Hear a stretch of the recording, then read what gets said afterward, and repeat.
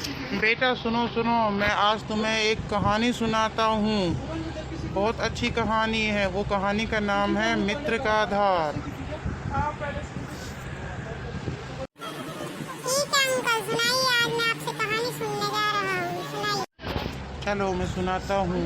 मित्र का आधार। उन्हें पुराने समय की बात है।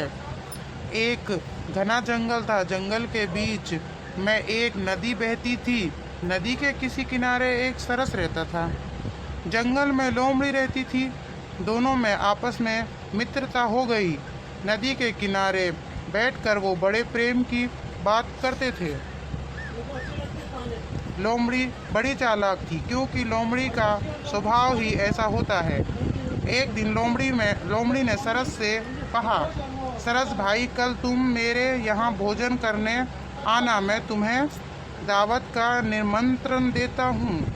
सरस ने हर्ष निमंत्रण स्वीकार कर लिया, क्योंकि लोमड़ी तो उसी की अच्छी मित्र थी। अगले दिन सरस लोमड़ी के घर पहुंचा।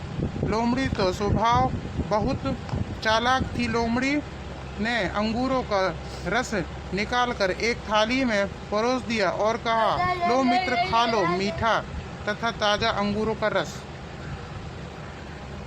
क्या सरस अपनी लंबी चोंच से उस रस को पी सकती थी? सरस को लोमड़ी की बात अच्छी नहीं लगी, लेकिन वो चुपचाप रहा था। बूंद बूंद करके रस पीता रहा। इधर उधर लोमड़ी भी साथ ही उसी थाली में बैठ गई तथा अपनी लंबी जीभ से उसने सारा रस पी लिया। सरस बेचारा भूखा ही रह गया। कुछ दिन बाद सरस ने भी लोमड़ी को दावत का निमंत्रण दिया। लोमड़ी ने निमंत्रण स्वीकार किया, परंतु अपने स्वभाव के कारण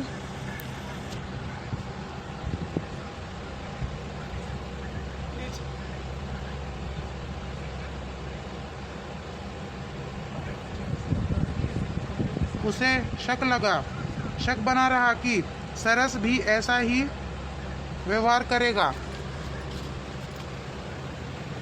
जब लोमड़ी सरस के घर पहुंची, वो देखकर आश्चर्य में पड़ गई।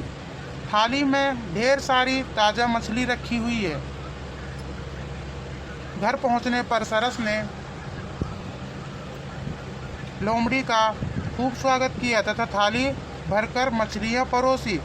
बोतल में रखे हुए मछली के शोरबे को अपनी लंबी चोंच से स्वभाव खाने लगा। उसका लोमड़ी के प्रति व्यवहार था। सरस के इस अच्छे व्यवहार के कारण लोमड़ी मन ही मन में बहुत शर्मिंदा हो रही थी। उसने सरस से अपने चालाकी भरे व्यवहार के लिए माफ़ी मांगी तथा कहा, ए सरस भाई, मैंने आपके साथ